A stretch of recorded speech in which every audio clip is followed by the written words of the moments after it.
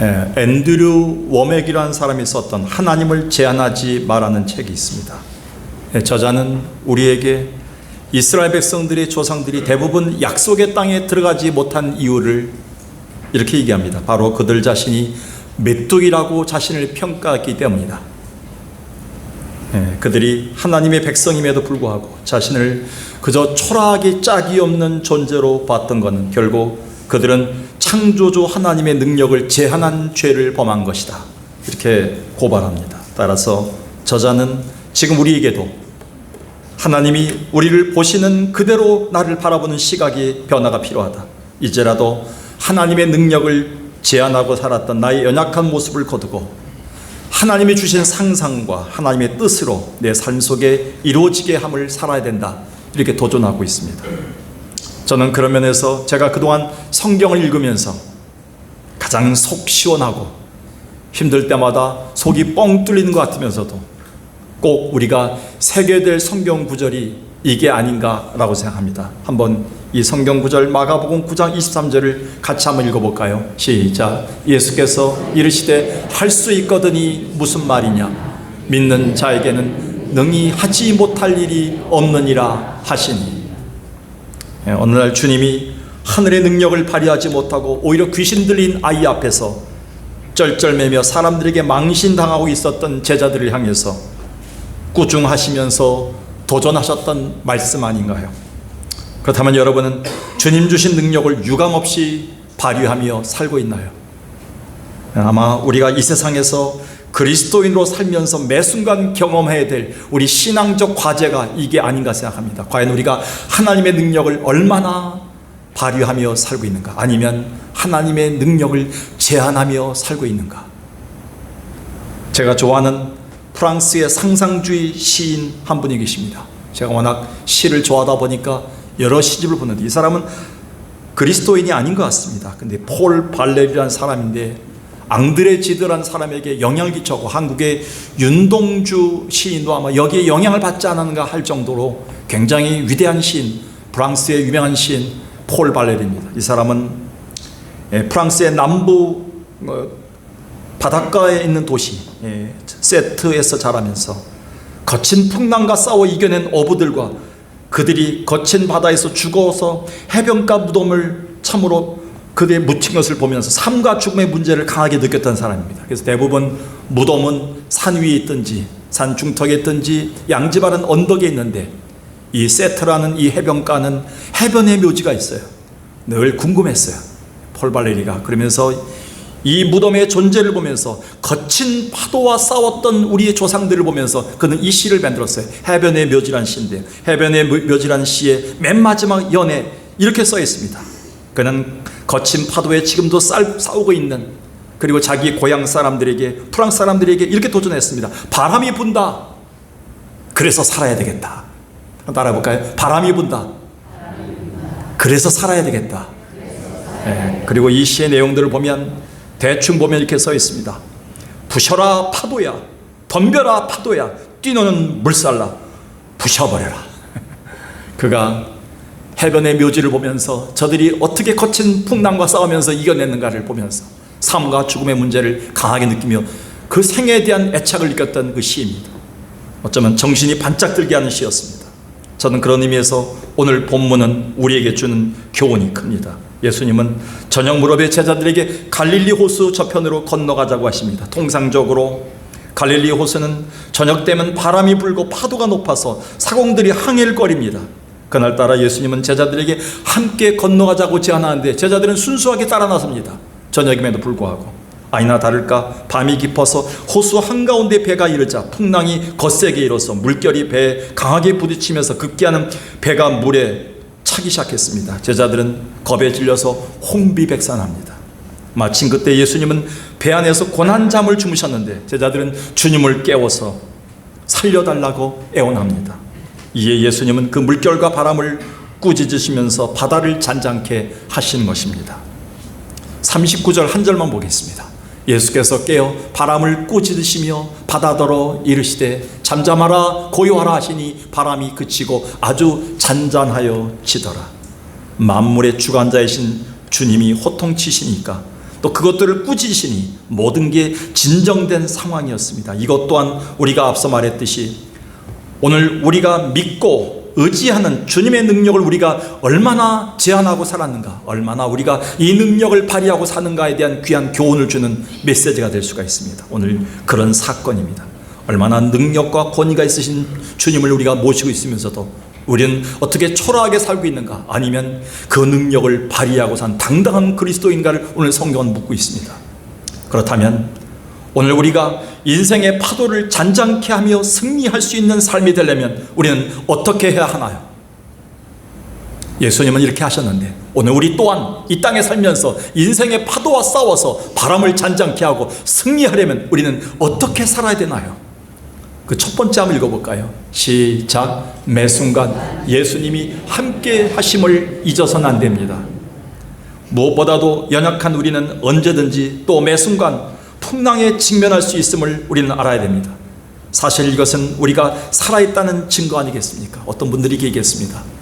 우리가 바람을 느낄 수 있다면 우리는 살아있다는 증거다. 죽어있는 자들은 바람이 차가운 거 뜨거운 것을 못 느낀다. 바람이 분다는 거 느끼는 것은 살아있다는 증거다. 그리고 바람이 있다는 것은 내가 앞으로 간다는 증거다. 낙심하지 말아라. 세상 사람들이 그렇게 이발관에나 미장원에가 맨날에 많이 써붙였어요. 삶이 그대를 속일지라도 슬퍼하거나 노하지 말라. 성경 전체 얘기. 여러분, 오늘 우리가 바람이 있을 때 이것은 우리가 살아있다는 증거고, 바람이 있을 때 우리는 앞으로 가고 있다는 겁니다. 오히려 이런 긍정적인 신호일 수 있어요. 그러나 현실 속에 우리가 부딪혀보면요, 사실 그렇지 못합니다. 갈팡질팡하고요, 그 상황에서 우리가 가진 믿음도 잘 작동되지 않아갔고요, 실수하기가 십상입니다. 내가 과연 집사인가? 과연 권사인가? 과연 하나님을 믿는 그리스도인인가를 의심할 때가 많아요. 내가 이런 상황도 이겨내지 못하고 갈팡질팡하고 있다니. 이게 제자들의 모습이었어요. 37절 38절 보겠습니다. 큰 광풍이 일어나며 물결이 배에 부딪혀 들어와 배에 가득하게 되었더라. 배가 침몰할 위기에 있는 거예요. 말이 갈릴리 호수까지요, 2km, 4km 막 이렇게 넓이가 그러기 때문에 바다와 똑같습니다. 이 파도가 있는 것이요. 근데 38절에 예수께서는 고물에서 베개를 베고 주무시더니 제자들이 깨우며 이르되 선생님이여, 우리가 죽게 된 것을 왜 돌보지 않습니까? 불평이 막 나옵니다. 짜증이 막 나옵니다. 화를 막 냅니다. 예수님을 향해서. 당신은 잠만 자고 있다니. 우리가 본문을 보면서 의문이 드는 장면이 이겁니다. 알다시피 호수 한복판에 큰 광풍이 일어 풍랑이 배에 부딪혀 배가 요동치는데 예수님은 그냥 주무시고 계시다는 겁니다. 아니, 어떻게 이 상황에 예수님은 전혀 주무시고 계시다니. 물론 예수님이 하루 종일 사역으로 피곤하시기도 했었겠지만 사실 주님은 이 상황을 모두 알고 계셨을 겁니다. 아마 이런 것을 미리 알고 계속 주지하고 계셨을 겁니다. 그래서 어떤 학자는 이렇게 얘기했어요. 예수님은 눈은 감으셨지만 육체적으로는 잠을 주셨지만 마음으로는 깨어서 제자들을 보고 계셨다. 근데 이제 이 당시에 2000년 전에 그 고깃배, 갈릴리 바다에 있었던 그 고깃배를 연구했던 사람들, 그 중에 학자가 이렇게 얘기했습니다. 그 당시에 고깃배를 보면 맨 뒤쪽에 고물이 있는데, 배 뒤쪽에 고물이죠. 고물에는 의자, 사람 하나가 겨우 앉을 만한 의자가 있다. 그 의자는 선장만 앉는 의자이다. 예수님은 일부러 거기에 계셨던 거예요. 시사하는 바가 있죠. 내가 너희와 함께 가지만 이 배의 선장은 나다. 키는 내가 쥐고 있다. 상징적으로 보여주신 거죠. 제자들은 혼비백산합니다. 잠시 잊어버립니다. 예수님이 함께 하심을, 선장 되심을, 예수님이 우리의 생사복을 주관하고 있음을. 인생의 파도 앞에서 우리는 갈팡질팡합니다. 못 살겠다고 얘기합니다. 이게 제자들의 모습과 우리의 모습이 동일할 수 있다는 겁니다. 예수님은 아마 이 상황 속에서 과연 제자들이 풍랑 속에 어떻게 대처하는가를 보고 계셨던 것 같아요. 근데 첫 번째 테스트는 통과했어요. 왜냐하면 예수님이 39절에 보니까요, 35절에 보니까 같이 가자 하니까 같이 그들이 가는 거예요. 분명히 저녁이 되면 물살이 있고 밤이 되면 풍랑이 있는데 사람이 많이 죽었는데 배가 깨졌는데 어떻게 갈까, 이런 얘기도 안 했어요. 그냥 예수님이 가자 하니까 예수님이 선장 되시니까 간 거예요. 능력자이니까.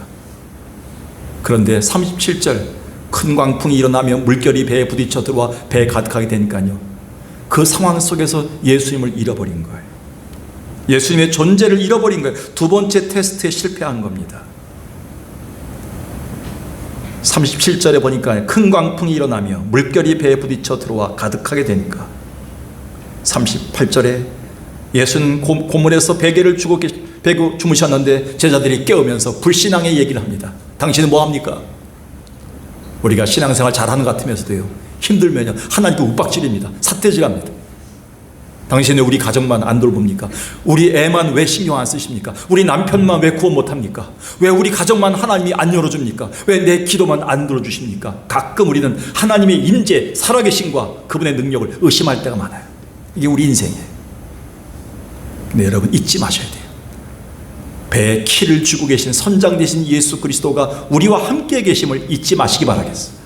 반드시 살아계시다는 겁니다. 인생의 항해를 처음 시작할 때 함께하며 약속했던 예수 그리스도의 임재를 제자들은 잠시 잊어버렸어요. 처음에는 알고 있었지만 신앙이 지나가면서 시간이 지날 때 점차 예수 그리스도의 존재를 잊어버리고 풍랑의 위기 앞에선 창조주의 임재 자체를 상실한 채 믿음이 작동되지 않는 때가 있는 거예요. 이때가 위기입니다. 그래서 바울은 이렇게 얘기했어요. 고린도 교회를 향해서 고린도후서 13장 5절에 한번 읽어볼까요? 시작. 너희는 믿음 안에 있는가? 너희 자신을 시험하고 너희 자신을 확증하라. 곧 예수 그리스도께서 너희 안에 계신 줄을 너희가 스스로 알지 못하느냐. 우리에게 믿음이 없다면, 예수가 없다면 우리는 버림받은 자라는 거예요. 우리는 잠시 질 때가 많아요. 내 안에 역사하신 예수 그리스도를 내가 믿음으로 받아들이고 내 신앙의 고물의 자리에 앉아 계신가를 잊어버릴 때가 너무나 많다는 거예요. 몇 년 전에 크리스찬 잡지 하나를 제가 소개했습니다. 그게 가이드 포스트였었는데요. 이런 감동의 시로가 실린 적이 있었습니다. 한 중년 부부가 있었는데요. 그만 아내가 수술이 잘못돼서 눈을 실명하고 말았어요.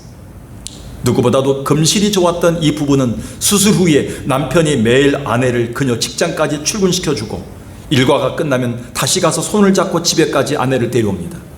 근데 어느 날 남편이 갑자기 아내에게 이런 선언을 하는 거예요. 내 직장도 너무 멀고 당신과 동행할 시간에 여유가 없으니 이제부터는 혼자 출근해라. 이 말에 아내는 너무 섭섭했고 잠시 흔들렸습니다. 근데 그녀는 이를 악물고 혼자 해내야 되겠다는 결심을 하고 그 다음 날부터 혼자 출근하기 시작했습니다. 지팡이를 짚고 버스를 혼자 타다가 넘어지기도 하고 많이 울기도 하면서 겨우 견디는 2년이라는 세월이 흐르자 아주 익숙해졌습니다. 직장 가기에. 그러다가 어느 날 버스 운전기사가 이 여인에게 이렇게 얘기하더랍니다. 아주머니는 참 복도 많으신 분이에요. 왜 그래요? 매일 남편이 옆에서 지켜보고 저 뒤에서 등 뒤에서 참 지켜보고 말없이 보고 있다. 아주머니가 직장에 들어가는 순간까지 지켜보다가 등 뒤에서 손을 흔들고 출근하는 모습 보니 남편 참 잘 뒀고 당신은 참 복받은 여인이에요. 2년 동안 이 남편은 그녀가 홀로 서기를 하는 동안 시각장애 아내를 그냥 홀로 내버려 두지 않고 계속 지켜보고 있었다는 거예요. 우리 주님은 어떤 분이신가요? 마가복음 6장에서 비슷한 상황 속에 제자들이 혼비백산할 때 예수님은 이런 얘기를 하십니다. 저물매 배는 바다 한가운데 있고 예수께서는 홀로 무태에 계시다가 바람이 거슬림으로 제자들이 힘겹게 노젓는 것을 보셨다. 히브리어 헬라어로 에이도라는 동사가 과거분 사용 나오면서 계속 보고 계셨다 이렇게 나와 있어요. 예수님은 제자들이 홀로 노젓는 거, 괴로워하는 걸 보면서 계속 처음부터 보셨다는 거예요. 하나의 점과 같이 저 바다 위에서 한 점처럼 보이는 그 순간에도 예수님은 계속 보고 걱정하셨다는 거예요. 여러분, 우리 예수님은 떠나지 않으세요. 어제나 오늘이나 동일하신 분인 줄로 믿습니다. 여러분, 오늘 주님은 매 순간 여러분 상황 속에서 함께 하시고 여러분을 붙들고 계시고 주의 날개 아래 보호하고 계십니다. 인생의 파도에서 바다를 잠잠케 하고 승리케 하려면 예수 그리스도가 함께 하심을 한시라도 잊지 않는 여러분 되길 주의 이름으로 축원합니다. 두 번째요, 한번 읽어볼까요? 시작. 예수 그리스도의 능력에 대한 분명한 믿음이 있어야 합니다. 정말 중요한 게 뭡니까? 우리가 믿는 바 예수님에 대한 분명한 믿음을 점검하는 게 풍랑에 대처하는 우리의 올바른 자세 아닐까요? 그것도 우리 주 예수 그리스도에 대한 분명한 지식에서 나오는 곧 능력을 의심하거나 흔들리지 않는 분명한 믿음을 말하는 것이죠. 선장 되신 예수 그리스도가 과연 이 배를 한국까지, 내 목적지까지 분명히 인도할까? 의심하지 말라는 거예요. 그 선장 되신 예수 그리스도의 능력을 의심하지 말고 끝까지 믿어야 된다는 거예요. 그 확신이 있어야 된다는 거예요. 그럴 때 인생의 파도에서 우리는 파도를 잠잠케 하고 승리케 할 수 있다는 거예요. 그래서 본문에 보면 금방이라도 집어삼킬 것 같은 풍랑의 한가운데서 주님은 이렇게 성난 파도를 꾸짖으시고 잠잠하신 후에 이렇게 말씀하셨습니다. 구중하듯이. 그게 바로 39, 40절 다시 보겠습니다. 예수께서 깨어 바람을 꾸짖으시며 바다더러 이르시되 잠잠하라 고요하라 하시니 바람이 그치고 아주 잔잔해지더라. 그 다음에 어떻게 했습니까? 이에 제자들에게 이르시되 어찌하여 이렇게 무서워하느냐? 이 말이 어떤 뜻입니까? 너희가 어찌 뭐가 없느냐? 믿음이 없느냐? 믿음의 문제인 것을 주님은 말씀하고 있습니다. 대부분 성도들이 흔들릴 때, 대부분 성도들이 위기 상황에서 막말을 할 때, 불신자의 언어를 내뱉을 때 대부분 우리는 믿음의 문제를 점검해야 됩니다. 내가 믿는 하나님에 대한 불확실성 때문에 그렇습니다. 우리는 의심하기 때문에 그렇습니다. 여러분, 지금 이 상황과 비슷한 상황을 한번 볼까요? 베드로의 경우를 보겠습니다. 베드로. 마태복음 14장에 보니까요, 베드로가 이런 경험을 합니다. 베드로가 대답하여 이르되 주여 만일 주님이시거든 나를 명하사 물 위로 오라 하소서 하니. 그러니까 베드로가 파도 가운데 힘들게 사는데, 항해하는데 예수님이 저기서 물 위를 건너오십니다. 베드로가 갑자기 이 어떤 그 당돌함이 생겼어요. 그래서 예수님에게, 예수님 저도 저 물 위로 건너갈 수 없을까요?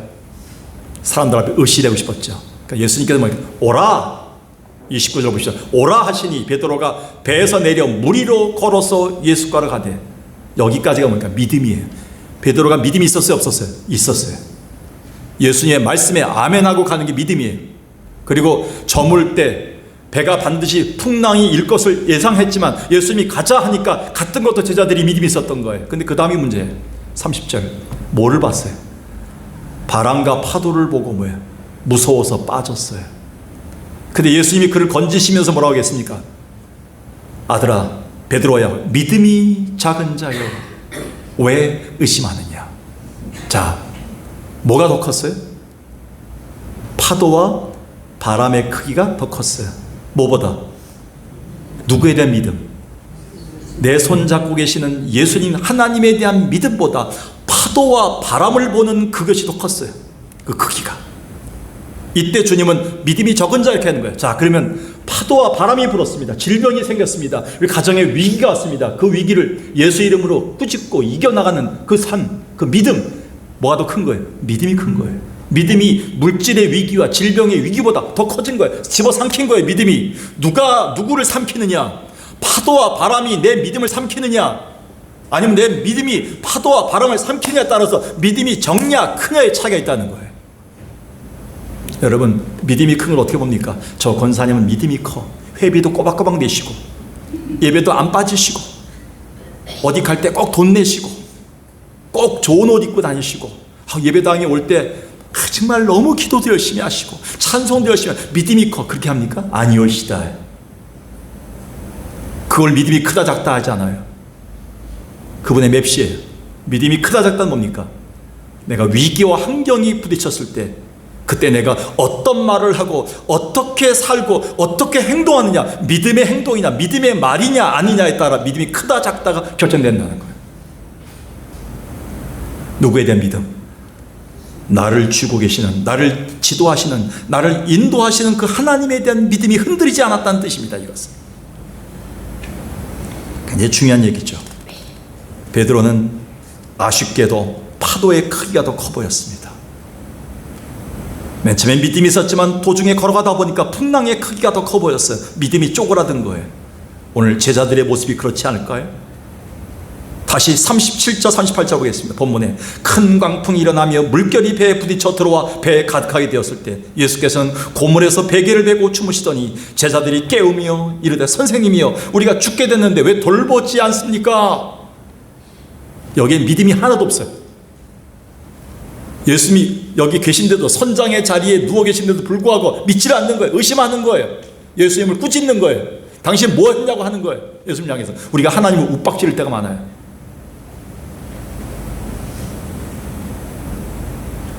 그런데 우리에게 사도 바울은요, 정말 우리에게 풍랑이 거칠고 성난 파도가 있는 세상에서 어떻게 그리스도인들이 주님에 대한 분명한 믿음을 가져야 되는지를 분명히 보여준 사람이에요. 사도 바울의 일을 보겠습니다. 사도행전 16장에 많이 매 맞았어요.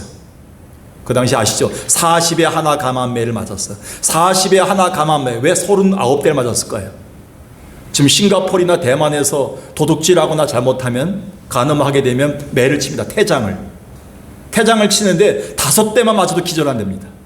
그리고 이게 회복하는 기간이 10대 맞으면 6개월 걸린답니다. 근데 바울에게 40에 하나 감한 매, 예수 믿는 것 때문에 39대를 몇 번 맞았습니다. 39대를 준 이유가 뭐냐면 39대까지는 사람이 살 수 있대요. 생명이 붙어 있대요. 40대 치면 죽는답니다. 바울은 이 매를 맞은 다음에 옥에 가둬졌어요. 간수들이 든든히 지켰어요. 그 다음날 죽일지도 몰라요. 발에는 쇠고랑을 채웠어요. 사방팔방으로 죽음밖에 없어요. 그런데 25절 보겠습니다. 한밤중에, 인생의 한밤중에 옵니다. 인생의 파도 한가운데가 찾아옵니다. 인생은 한밤중에 그는 뭐 했습니까? 하늘의 하나님의 능력을 의지하고 찬송과 기도로 문을 열었어요. 할렐루야. 기도하니까 어떻게 됐어요? 26절에 그 하나님에 대한 분명한 믿음을 확신하니까 모든 것이 다 움직여지고 벗어지게 되고 열리게 됐어요. 믿음이 커요, 작아요? 큰 거예요. 자기 옆에 놓인 환경보다도, 죽음보다도 자기 하나님에 대한 확신이 더 컸던 거예요. 여러분 명심하십시오. 여러분의 항해길에 혼자 있다고 생각하지만 지금도 고물에서 키를 갖고 계신 분이 바로 예수님이시고요. 그 예수 그리스도는 죽은 자를 살리신 하나님이시고요. 지금도 그 하나님은 살아계신 하나님인 줄로 믿습니다. 살아계신 주, 나의 참된 소망, 걱정 근심 전혀 없네. 사랑의 주내 갈 길은 또하니 내 모든 삶의 기쁨 늘 충만하네. 2절 3절만 부르겠습니다. 힘차게 부르겠습니다. 주 안에서 거듭난 생명 도우시는 주의 사랑. 확신 가지세요 여러분들. 이 확신이 없으면 흔들립니다. 사탄이 흔듭니다. 우리 인생의 파도에서 무너지게 합니다. 예수님의 도우심을 믿으면서 어떤 하나님과 살아계신 하나님을 믿으십시오. 살아계신 주, 나의 참된 소망, 걱정 근심 전혀 없네. 어떤 분? 사랑의 주내 갈 길은 또하니 내 모든 삶의 기쁨 늘 충만하네. 살아계신 주만 부르겠습니다. 후연만. 살아계신 주, 너의 참된 소망. 이게 소망입니다. 주님은 살아계셔서 분명히 믿음을 가지고 우리 가운데 나가는 자들에게 능력으로 구원해 주시고 끝까지 인도하신다는 확신을 주고 계십니다. 사랑의 주내 갈 길은 또하니 내 모든 삶의 기쁨 늘 충만하네.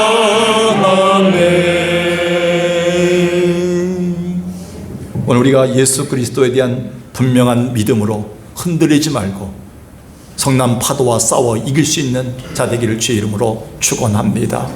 마지막 세 번째 한번 읽어볼까요? 시작. 오늘 우리 또한 인생의 파도와 바람을 꾸짖어야 합니다. 대학생 선교회인 CCC를 시작했던 분이 고 빌 브라이트 목사님입니다. 이 빌 브라이트 목사님 돌아가셨지만요, 이분이 우리에게 주셨던 도전과 그런 CCC 연합 집회에서 주셨던 그 메시지는 지금도 생생하게 살아있습니다. 그는 이렇게 한번 얘기한 적이 있습니다. 예수를 잘 모르는 사람은 거친 바다 위에서 닷도 없고 키도 없이 물결치는 대로 떠다니는 배와도 같다. 그래서 오늘도 선장 되신 능력의 예수를 모시고 거친 바다를 향해 꾸짖고 나가야 한다. 얼마나 이 제가 설교 들으면서 감동했는지 모릅니다. 그러면서 빌 브라이트 목사님은 이렇게 말을 덧붙였습니다. 특별히 성도들은 기도해야 된다. 청년들이여 기도해야 된다. 주의 자녀들이 기도하는 건 마귀의 뺨을 세차게 후려치는 것이다. 당신이 한 번 기도하면 마귀의 뺨을 한 번 후리치는 것이고, 당신이 계속 기도하면 당신의 가정과 당신의 질병을 흔들고 있는 마귀를 계속 후려치려 승리하는 것이다. 이게 빌 브라이트 목사님이 하셨던 얘기예요. 생생하게 CCC 그 수련회 현장에서 수많은 젊은이들에게 도전했어요. 기도해야 된다. 오늘도 여러분 그 능력이 있습니다. 예수 이름으로 마귀를 후려칠 수 있는, 꾸짖을 수 있는 능력이 있는 줄로 믿습니다. 우리가 발휘해야 돼요. 이 능력의 예수를 우리가 믿고 있다면. 지난 한 주간도 저에게 많은 일이 있었습니다. 가장 가까이 지내는 목사님이 갑자기 대장암 증세가 있어서 병원에 실려가면서 모임하다가 병원에서 갑자기 수술 일정을 잡고, 갑자기 또 우리 친구 아버님의 어머니 돌아가셔서 또 거기 또 장례식을 가서 같이 우리가 움직이고, 또 갑자기 또 우리 시찰에 또 서기 목사님께서는 또 갑자기 또 갑상선 암으로 또 수술을 받으신다 들어가는데, 주변에서 갑자기 일들이 터지는데 당황하더라고요. 이런 모든 상황 속에서 계속 마귀가 우리를 흔들어댈 때 마귀의 뺨을 후리칠 수 있는 게 뭔가? 기도다. 그리고 지난 금요일 날부터는 황선민 자매 아버님께서 얼마 전에 아내가 돌아가셔서 굉장히 힘든 가운데 있었지만 갑자기 심장 쪽으로 왔던 이 모든 피가 올라가지 못하고 다리로 가면서 괴사가 되어 다리가 참으로 다리 수술을 갑자기 해야 된다는 것 때문에 명지병원으로 실려가셨는데 온 교회가 기도했죠. 성도들이 기도하면서 급한 소식이 올 때마다 계속 마귀의 뺨을 후리칠 수 있는 기도를 해야 된다. 질병은 우리가 약해서 오고, 사고는 우리가 약해서 연약해서 올 수 있지만 그 배후에서 우리를 흔들고 있는, 교회를 흔들고 있는 세력이 있다. 그것이 바로 인격체인 마귀의 세력이다. 그래서 꾸짖고 우리는 잠잠케 소리쳐야 됩니다. 오늘 본문 39절을 봅시다. 예수께서 깨어 바람을 꾸짖으시며 바다더러 이르시되 잠잠하라 고요하라 하시니 바람이 그치고 아주 잔잔해지더라. 여러 번역본이 있는데 어떤 번역본에 보니까요, 좀 조용히 좀 하고 있어라, 좀 꼼짝 말고 있어라 마귀야, 이렇게 얘기하더라고요. 어떤 번역본에 통쾌하더라고요. 우리 가정과 우리 자녀와 손주와 우리의 교회를 흔들고 있는, 내 몸을 흔들고 있는 사탄 마귀야, 인생아, 예수 이름으로 선포하노니 잠잠해져라, 이렇게 했다는 거예요. 이 능력이 우리에게 있는 줄로 믿습니다. 옆에 사람한테, 남편한테 막 하지 마세요. 그럴 거 예수 이름으로 잠잠해질 자들 하지 마세요. 마귀에 대면 선포해야 됩니다. 왜 예수님은 바다의 파도와 바람을 인간 인격체에게 하듯 사람에게 꾸짖으셨는가? 사람에게 하듯 꾸짖으셨는가? 이 꾸짖으셨다는 말, 에피티마오란 말 얼마 전에 공부했죠? 베드로가 예수님의 멱살을 잡고 그러지 마옵소서 할 때 에피티마오란 말이 나옵니다. 근데 예수님은 사탄과 그리고 세상의 모든 그 배후에서 역사하는 마귀의 세력을 꾸짖으실 때, 질병을 고치실 때 항상 에피티마오 꾸짖으셨습니다. 단순한 바람에 대한 꾸짖음이 아니라 배후에 역사하는, 우리 가정의 배후에 역사하는, 교회를 무너뜨리려 하는 악한 세력인 마귀에 대한 선포이자 명령이었던 겁니다. 이제 우리 차례가 왔습니다. 오늘 우리는 예수의 이름을 가지고 그 배후에서 교묘의 문화와 참으로 낭만과 인권이라는 이름으로 유혹하고 공격하고 있는 마귀를 꾸짖고 잠잠해야 됩니다. 잠잠케 해야 됩니다. 이것은 이미 주님께서 약속하셨던 보혜사 성령이 우리를 통해 하셨던 그 큰 일이었습니다. 요한복음 14장에 보면 예수님이 이런 약속을 하십니다. 내가 죽은 다음에 부활할 것인데 하늘로 올라간 다음에 너에게 선물이 올 것이다. 그러면서 얘기합니다. 나를 믿는 자는 내가 하는 일을 그도 할 것이다. 또한 그보다 큰 일도 할 것이다. 웬일이에요? 어떻게 우리가 예수님이 하셨던 일보다 더 많은 일을 했나? 제자들이 진짜 그렇게 했어요.